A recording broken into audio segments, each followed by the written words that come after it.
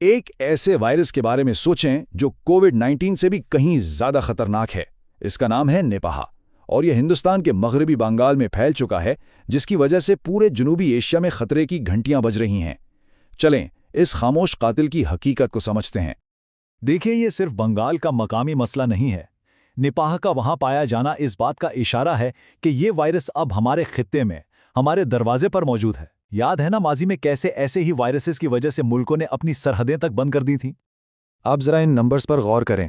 COVID-19 جس نے پوری دنیا کو ہلا کر رکھ دیا، اس کی شرح اموات 3% سے بھی کم تھی، لیکن نیپا اس کی شرح اموات 40 سے 75% تک ہے۔ یہ کوئی معمولی بات نہیں، یہ ایک انتہائی خوفناک حقیقت ہے۔ تو سوال یہ پیدا ہوتا ہے کہ آخر یہ وائرس کورونا کے مقابلے میں اتنا زیادہ جان لیوا کیوں ہے، اور ہمارے لیے اسے سمجھنا آج اتنا ضروری کیوں ہو گیا ہے؟ اس کو یوں سمجھیں کہ اگر 4 لوگ اس وائرس کا شکار ہو جائیں تو بہت زیادہ امکان ہے کہ ان میں سے 2 یا 3 کبھی گھر واپس نہیں آئیں گے۔ یہی وہ تلخ سچائی ہے جو نپاہ کو دنیا کے سب سے مہلک وائرسز میں سے ایک بناتی ہے۔ تو یہ پراسرار قاتل، یہ نپاہ وائرس آخر ہے کیا چیز؟ آئیے اس کے راز سے پردہ اٹھاتے ہیں اور جانتے ہیں کہ یہ کہاں سے آیا۔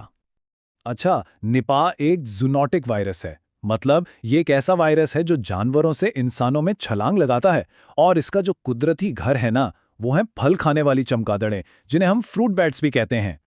ویسے یہ کوئی نیا دشمن نہیں ہے۔ اس کی کہانی 1999 میں ملیشیا سے شروع ہوئی تھی، پھر یہ بنگلہ دیش اور ہندوستان میں پھیلتا رہا اور آج مغربی بنگال تک پہنچ گیا ہے۔ یہ ہمیں بار بار یاد دلا رہا ہے کہ یہ خطرہ کبھی ٹلا ہی نہیں تھا۔ اب بات کرتے ہیں اس بیماری کے سب سے خوفناک پہلو کی۔ آئیے دیکھتے ہیں کہ یہ خاموش قاتل کس طرح بظاہر عام سی علامات سے شروع ہو کر اپنے شکار کو آہستہ آہستہ موت کے منہ میں لے جاتا ہے۔ شروعات ایک عام فلو جیسی ہوتی ہے، بخار، سر میں درد، جسم میں تکلیف، لیکن کچھ ہی دنوں میں یہ ایک بھیانک خواب کی شکل اختیار کر لیتا ہے۔ وائرس پھیپھڑوں کو شدید نقصان پہنچاتا ہے اور پھر سیدھا دماغ پر حملہ کر دیتا ہے، جس سے ایک مہلک سوزش ہوتی ہے جسے انسیفلائٹس کہتے ہیں۔ اس کے بعد مریض بے ہوشی کی حالت میں کوما میں چلا جاتا ہے اور اکثر یہ سفر موت پر ہی ختم ہوتا ہے۔ تو یہ قاتل وائرس ایک سے دوسرے تک پہنچتا کیسے ہے؟ اور اس سے بھی بڑا سوال، کیا ہمارے پاس اس سے بچنے کا کوئی راستہ ہے؟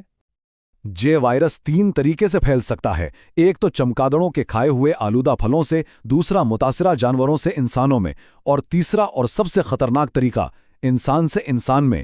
جی ہاں، بالکل کورونا کی طرح، اور اسی وجہ سے ہمارے ڈاکٹرز اور صحت کا عملہ سب سے زیادہ خطرے میں ہوتا ہے۔ اور اب وہ تلخ حقیقت جس کا ہمیں سامنا کرنا ہے۔ نپاہ کا کوئی مخصوص علاج نہیں، کوئی اینٹی وائرل دوا نہیں اور کوئی ویکسین بھی نہیں ہے۔ ہم اس کے خلاف بالکل نہتے ہیں۔ اس کا مطلب صرف یہ ہے کہ ڈاکٹر صرف علامات کا علاج کر سکتے ہیں، خود وائرس کا نہیں۔ مریض کو ICU میں وینٹیلیٹر اور آکسیجن پر رکھا جاتا ہے اور بس امید کی جاتی ہے۔ یہ صورتحال بالکل ویسی ہی ہے جیسی کورونا کے شروع کے بے بسی والے دنوں میں تھی۔ چلیں اب ذرا بڑی تصویر کو دیکھتے ہیں۔ آخر اس طرح کے وائرسز سامنے آ کیوں رہے ہیں؟ اس کا ہماری سرگرمیوں سے کیا تعلق ہے اور ہمیں آگے کے لیے کیا تیاری کرنی چاہیے؟ سائنسدان بار بار ہمیں خبردار کر رہے ہیں، یہ نئے وائرسز اکثر ہماری اپنی غلطیوں کا نتیجہ ہوتے ہیں۔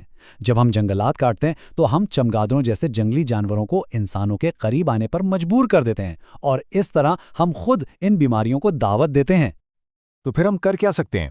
دیکھیں، گھبرانے کی نہیں، ہوشیار رہنے کی ضرورت ہے۔ اپنی صفائی کا خیال رکھیں، کھانا اچھی طرح دھو کر اور پکا کر کھائیں، اور خاص طور پر ان پھلوں سے پرہیز کریں جن پر کسی جانور کے کاٹنے کے نشان ہوں۔